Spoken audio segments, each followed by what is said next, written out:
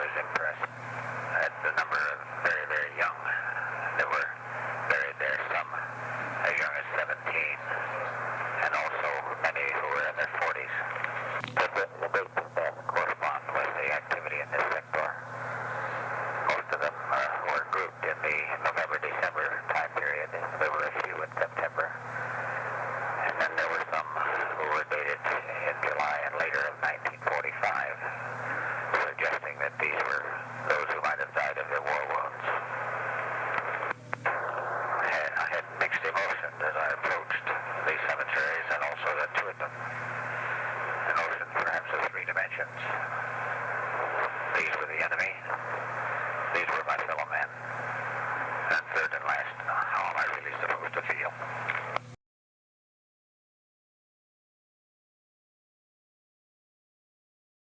I came in here as a replacement lieutenant, joined the battalion, was put on a jeep and was shipped out of here. That's where we're going to go next, see if we can find out where it was.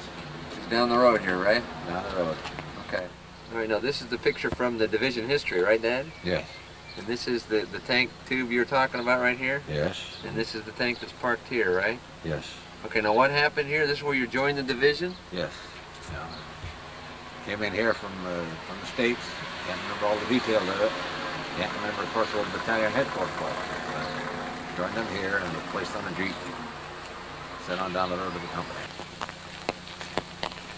This is the general area. It's in this area that the platoon, two platoons are on the line and the other platoon in reserve. The other platoon down that way. We were here. I suspect some of my men actually had their foxholes right in this general area.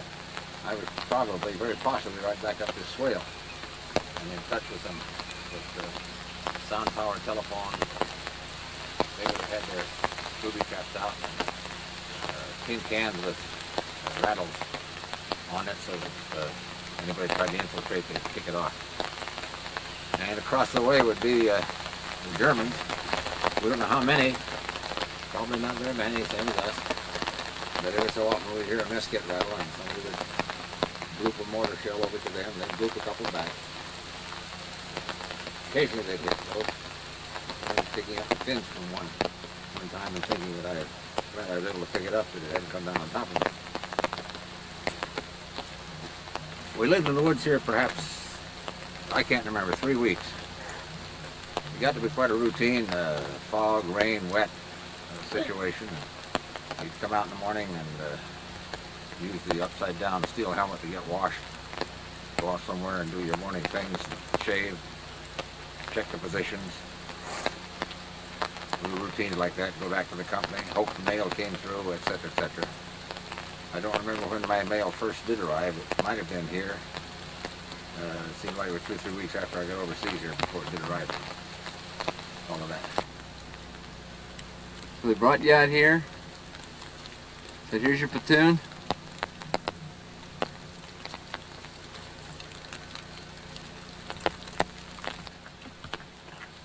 Well, how'd you feel leading a platoon of 40 men in the combat? I don't know. You did what you're supposed to do. You did what you were called to do. I don't know how to describe it. You had these sergeants and other people that were so much, well, older in years as well as so much senior in combat experience. But you were the appointed leader, and you're the one that went back to the company to get the instructions.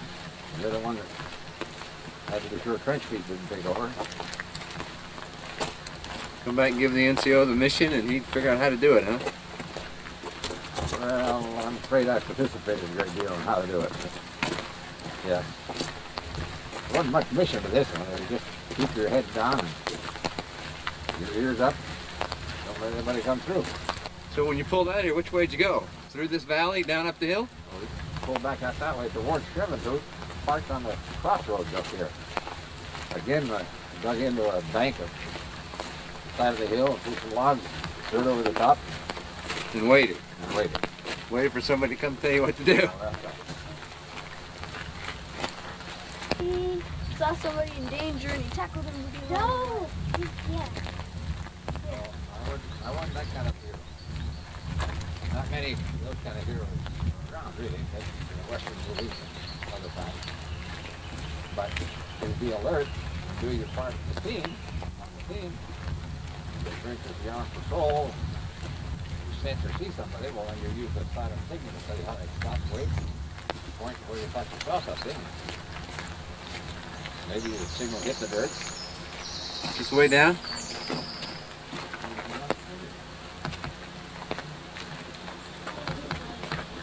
This guest house is in no man's land. And behind us in that direction was the German lines. Over here was our platoon, our company. The first platoon was probably here, and my platoon was around the nose of the woods, where we just walked a moment ago. The platoon leader of the first platoon was a fairly adventurous lieutenant from Detroit.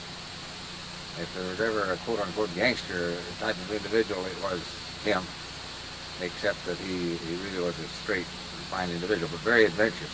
And so he, having this in his platoon area and looking at it every day, decided to go down and investigate it. So he crept down with a couple of his men, and sure enough, they found some stuff in the basement, like schnapps and some other supplies, vegetables, etc. And he brought out a load of that during the night and shared it up and down the company, and seemed like a good idea to go back and do it again, so he did it 2 or 3 other times. In the meantime, the Germans started to do the same thing. And as the Sergeant Stripes writes it up, the Germans came in the daytime and we went in at night. Well, the Germans one time booby-trapped the entrance. And this made Lieutenant Allen very angry. And so we booby-trapped it, and they began to quite a scuffle over this guest house here. And needless to say, that was the end of the schnapps and of the canned peas and the canned fruit and so on and so forth. But one of the little interludes and one of the little vignettes of the war. I did not enter the guest house. I came down and looked at the back of it from up on the hill. But I was not in need of any schnapps. I didn't need that kind of adventure. And so I just stayed up there where I was supposed to be. Some of my men joined with the other platoon, however. A couple of them came down for the excitement. So this building, though, was beneficial from the point of view that it showed us how to get where we were today, right? Oh, very definitely. This is my orientation point, to find out what the platoon position was. It was beneficial in the sense of the morale and the laughs and the adventure that it provided back in October of 1944. It's the sort of horseplay that Americans are famous for. Sometimes backfires and you lose legs, arms, and lives over it, but in this case it ended up being kind of fun, but that was all. The next part you're going to see here is after we got through at Schwabenhude, we went camping. And we got up the next morning and showered and done the other things we were going to do. And Dad met this fellow, Herr Everett, who you're going to see. It turns out that Herr Everett came into the German Army in 1939 and survived the war, became a prisoner of war in 1945. It's interesting to see the interaction between an American veteran and a German veteran, and to think that 40, 45 years ago they might have been shooting at each other. So let's go. Yeah. Yeah. Oh yeah, oh yeah. Just a long time ago. No, Bob. No, Bob. I have guessed that it's Philip. Your president. Dad. Prima. Oh yes. Maybe Reagan and Gorbachev. Come together, yeah? That's Peace. better. That's Yep. better. Peace. That's better for all the way. That's better. No war. War is no very good. No, no. And so we show the young men. We tell the young men the grand about the war. War is no good. Here's Everett and their Haines shooting each other. And now we're friends. 1944. And I stood at this wood line and watched, first of all, many flights of airplanes over bombers. And they bombed off in the distance on Endure and Weissweiler, Eschweiler, and so on, nothing up close. The area here was under artillery fire, both our own going out and then our own close-in fire in support of the infantry and the tank attack over this rolling hill here. I see a fairly busy road off to the left. I suspect that was the left axis of the attack of our regiment. And on the other side probably was the 3rd Armored Division, although I'm not at all sure. I have no recollection of the scenery in that direction. My recollection is all focused on Gressiness and the Frenzeburg, B-U-R-G. We're looking across fields. We see a small forest, which our guide tells us was a bit smaller in those days and not so grown up. I barely remember that. I just remember crossing on fields, small roads, staying to the right of the railroad tracks that I see going off over the horizon. Our guide describes Frenzeburg as being a very beautiful schloss, a very beautiful place. I have one picture of it that I quote-unquote liberated, and it was indeed very beautiful. There's nothing left of it now in terms of the schloss itself. As we look down and see the area, the trees planted all around it, whereas in my day it was essentially open, completely open. There's a white 2-story structure which probably is on the site of the old schloss. I used the field glasses. I could see underneath the trees the outbuildings on the west side where we first arrived, and hopefully I'll now be able to get around on the other side and see the rest of it. To the right of the trees, there's a white, looked like it might be a fertilizer mixture, who knows what it is, a farm building. From that direction, early in the morning, we had a counterattack of machine gunners and, of course, riflemen that came off a fence line about 200-300 meters off in that direction. Came up over a small ridge that's not discernible from here, and attacked us. We called in artillery and mortars, broke up the attack, and that was essentially the end of the battle for the Castle Frenzeburg. After that, and probably under the cover of that counterattack, the paratroopers who had been there had withdrawn, and when we stormed the castle later in that day, there was nothing, no resistance, nobody there, no live individuals at all. There were many dead. What I'd like to do now is draw a diagram of the Frenzeburg Castle and then show you where it is on our map that I've been drawing here. When Dad was there, the castle looked something like this. This was the schloss, or the manor house. Very large building, apparently. Had a gateway, or sort of a drawbridge kind of entryway into it. This was occupied when Dad got there by German paratroopers. Around the outside, this area here was the farmers' quarters. I guess where families who worked the farm would live. Up here was a storage area. And this is where Dad spent several nights in the, with the potatoes and the sugar beets. This area here was like an open shed area, I guess, and Dad said there was hay and wooden wagons that were parked in here. Now what happened is, the railroad tracks that Dad talked about were over on this side. They were this way, over here. So his company approached the area here, and they came into this into the farmers' quarters here, these farmers' houses. Dad said he and a squad or something went around this way at night and got over into here. And the German paratroopers apparently fired bazookas or something. Anyway, this part here caught on fire, got all burned down. So Dad was now cut off. He couldn't go back around, or he'd be exposed to the enemy fire that was here in the manor house. While he was here, he talks about some of the experiences he had. He talks about when he was sitting here, he could look out the window and he saw a wounded German paratrooper crawling along the side of this house here with a potato masher in his hand. He's going to toss it in the window and killed some of his company over here. He said the courtyard here was just littered with dead bodies, German and American. He talks about an American bazooka man who won a Medal of Honor trying to get inside the manor house when it was occupied by German paratroopers.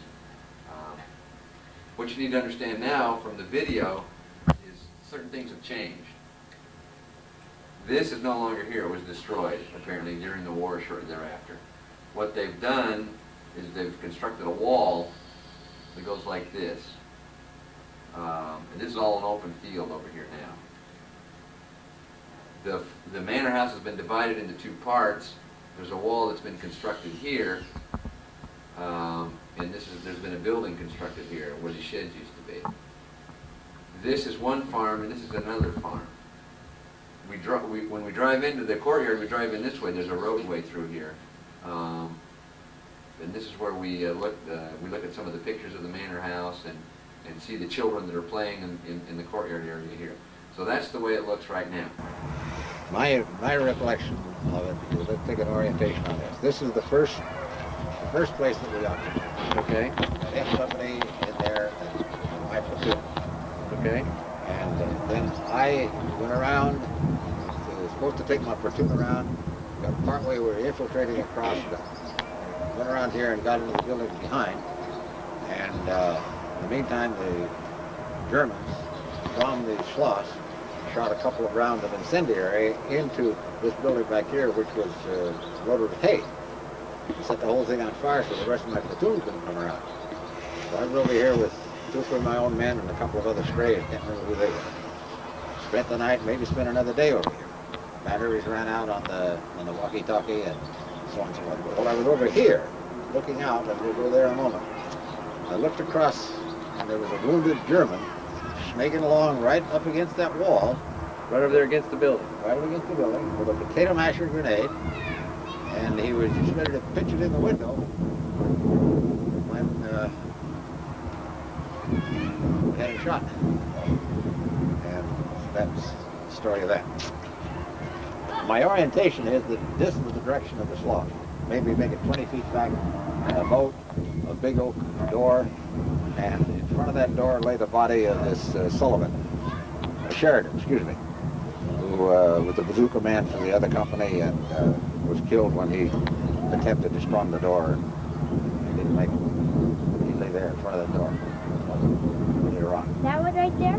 No, not that door. This is, they reconstructed something there.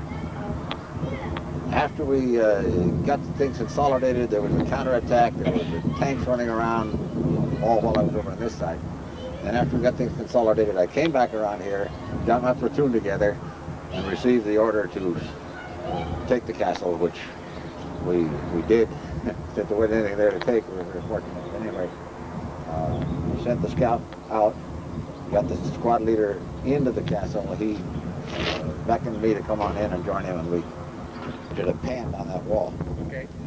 There was, of course, a lot of confusion. As I mentioned, the walkie-talkie batteries were burned out long since. There was no way of signaling back and forth. Impossible to send messengers because the center area was on fire, etc. We were still dropping a round or two of artillery into the Schloss every so often. There were tanks that we could hear when I was on the corner of that building, the white part that you see there.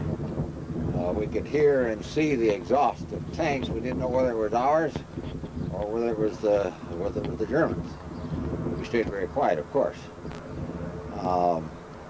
Next morning, or one of the mornings, I think I might have been here 2 mornings, but I was again looking out those windows.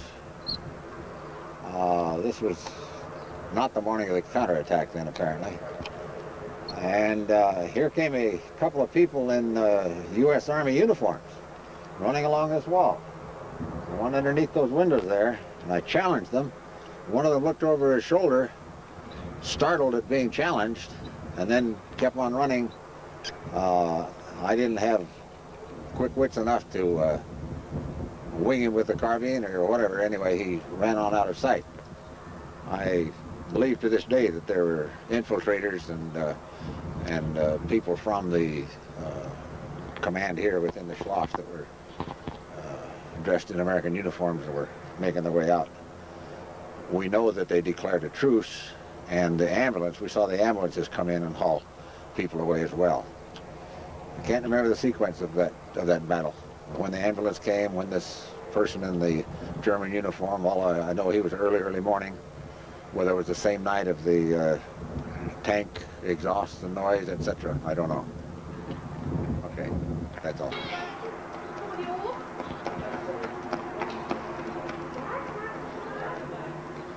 These kids are playing here in the same courtyard that Dad fought in, playing war.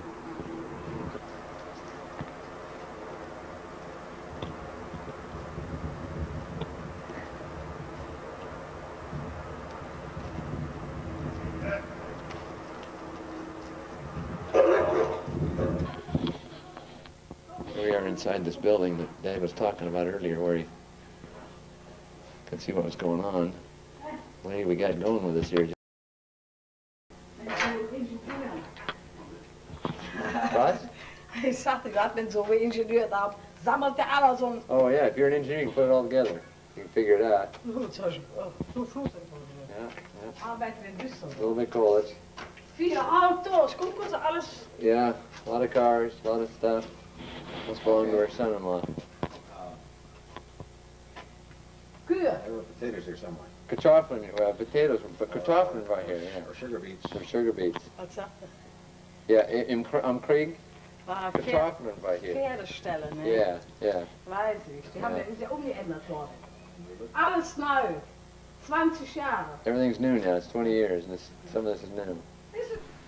Okay, so that was the battle of the Castle Frenzebourg. Dad really spent a lot of time talking about that. He had a lot of experiences there. I guess that was his little war, as he calls it. Effort by the Germans had been unsuccessful, and these paratroopers were making their way back to the rendezvous point near Monschau, as we understand it, in small groups. They had an unsuccessful drop, been scattered too much, and did not reach their objective, and were returning. They came back in groups of 3 or 4, and one day our outpost picked one up here at this fence line. They wounded 2 of them. I remember how pained I was at the pain of one of the paratroopers been hit in the leg, and his thigh bone had been severed, and the jagged edge of the bone was showing. Great pain, of course. The others, one other had been wounded less severely, and the other was whole, and had surrendered as a result of the... We're standing on the east side of the house that I spent a period, I estimate, from the 16th of December until probably mid-January. We rode in here on the back of the tanks, as we mentioned before. Took up our positions.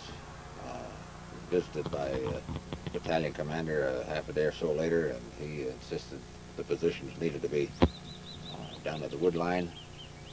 I was digging on a high ground in true infantry school fashion, and resisted a bit, but was convinced by rank as well as the mission of the battalion that I needed to be on the wood line itself.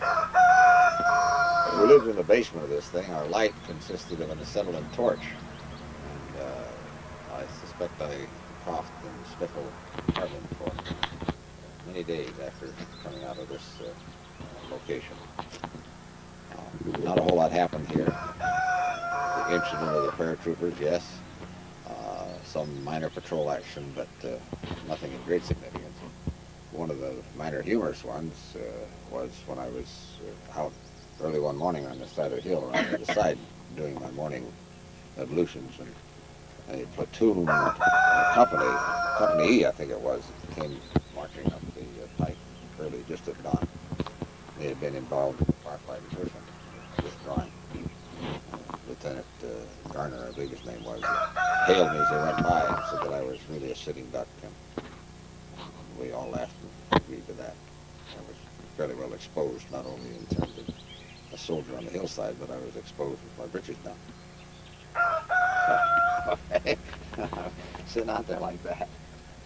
They came around the corner, and I had to make a decision. If I moved, I'd be seen. If I didn't move, I would be seen. If it was enemy, I'd rather not be seen moving. So I stayed perfectly still until I satisfied myself it was a friendly platoon. And after that, it didn't matter. So then I got up and dressed myself, and we laughed at each other as we went by. But sometimes we get caught.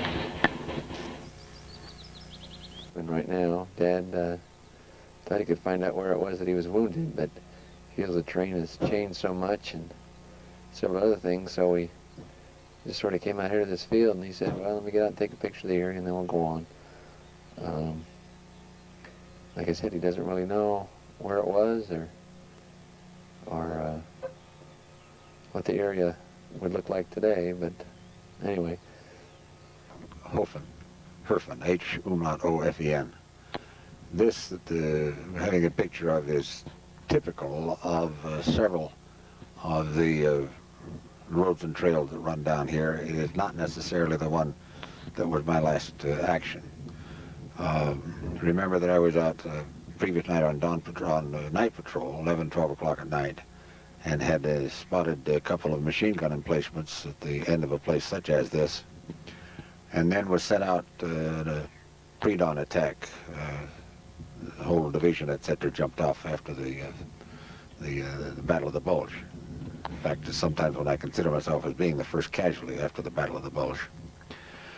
We moved down here and squad forward, squads in line, one up and the other two echelon behind us. I was perhaps the third or fourth man. We picked up signs, remembering there was 2-3 feet of snow. We picked up signs that we had been spotted, that some forward outpost had scurried on back. And shortly thereafter we were hit with machine gun fire, both from the machine guns that we had smoked out the previous night, or spotted the previous night, as well as from one that was unbeknown to us. And it was this one that really pinned us down and wounded 3 or 4 of the other men and myself. I think there were 2 or 3 of them were very seriously wounded. I don't believe any were killed on the spot, by my recollection. We stayed pinned down in this location for probably, it seems to me like 3 or 4 hours. It was a long time before another platoon or a company was able to come across our front and chase the emplacements out and allow the medics to come in and pick us up. End of that. Around. Yes. You say you laid in the snow for several hours? Yes. I sometimes say it was as long as 7 or 8 hours. I hope it wasn't that long. You think you would have bled to death if it hadn't been for the snow? Perhaps. There's a lot of blood anyway. I wasn't conscious of being super weak. I was just frustrated at having been hit. I wasn't supposed to have been hit, and concerned about the other men that were hit. The early minutes of it, it was an attempt to get the bazooka man and the grenadiers to flank the machine guns and try to take them out. Whether... After Dad was wounded at Herfen, he was pulled out of the line, sent back to a field hospital, and on back into France, and finally ended up in England. Right now we're in Shiren, which is just north of Munich. This is about 5 days later. We're got the rest of the family with us. Well, Dad, what's this place? This is Shiren. This is where I rejoined the battalion, their company, after being released from hospital. I don't know the exact date of getting here, very late May, early June. It was after VE Day. As I recall, I was made the motor officer of the company initially, and executive officer, maybe commanded it for a couple of days. Anyway, the intent was that I move into battalion adjutant, which I did sometime later, and I don't remember when that was. We stayed here several months, and then moved the battalion to 1st and Philbrook, and had our times out of 1st and Philbrook occupying. It was there at 1st and Philbrook that we had the choice of whether dependents could come over or not. And Mother and I, by our correspondence, decided that we were not regular Army at that time, so I went home. She didn't come over. She had the option of coming. Well, what do you remember about this particular place? Oh, I remember barracks-type rooms. The officers had their own, of course, and we settled in rather comfortably in the sense of being a permanent position. The mess hall took first prize in the regiment, Sergeant Leone. The Catholic church area is nearby here, and I remember a processional, a lot of pageantry, lots of color, something, of course, that I'd never seen, never having seen Catholic pageantry to begin with, let alone a European type of... Is that part of this church here? Yes, yes. There's somewhere up there we'll find a very, very pretty, very ornate chapel, even verging on a cathedral. Is that the steeple right there, you mean? I'm quite sure it is. It looks very familiar to me. I haven't been up there yet this morning. But it's very familiar to me as we came over the hill. I said, oh, that's something familiar. Okay, let's go.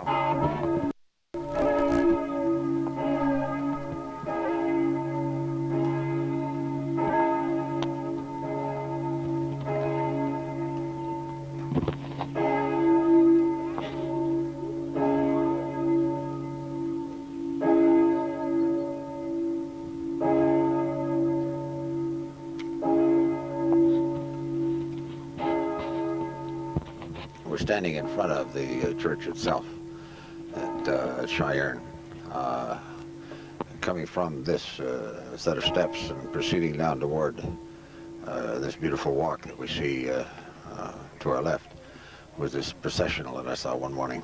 Being a young man, not having had any exposure to the ancient religions, I was quite impressed with the crimson and the gold and the reverence with which the monks and the others proceeded from here down into the village on that whatever particular feast day that was. This is a very beautiful spot and has many good memories for me.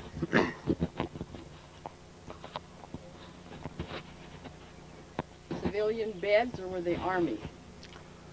Reconstructed, I don't know what they were. They were not army, but they were something that they picked up or had manufactured, or I don't know what they were. Remember, this was a school or a monastery, whatever it is. We haven't yet identified it here today, but they're extensive. It's a whole string of buildings centered on this location. I think I was on the third floor, and as I say, I think I was just to the right of the arcade that we'll see later. That's the church bell chiming 12 o'clock.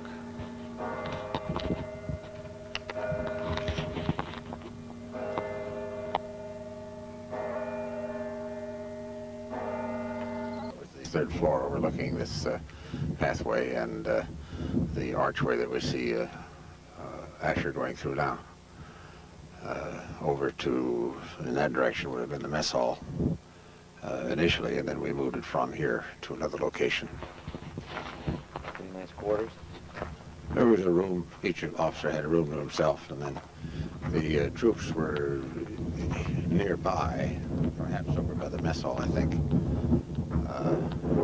The company motor pool, etc., of course, was not in here at all. We did maintenance and drill, and I don't remember what kind of training. This is the monastery at Cheyenne. We're looking at a postcard view of the full composite of the area. It's large. It's the monks, etc. And we just left and visited the church itself, which is in here. Beautiful appointments. And earlier we heard the chime from the bell in the tower. It must just now chimed 1 o'clock if you hadn't heard it a moment ago.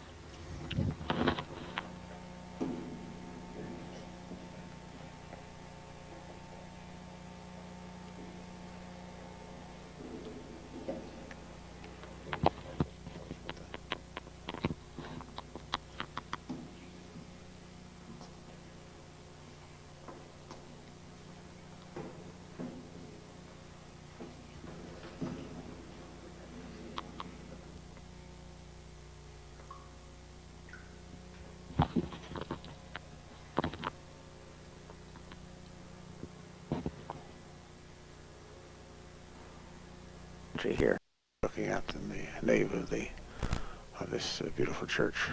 I probably was somewhat overwhelmed by it.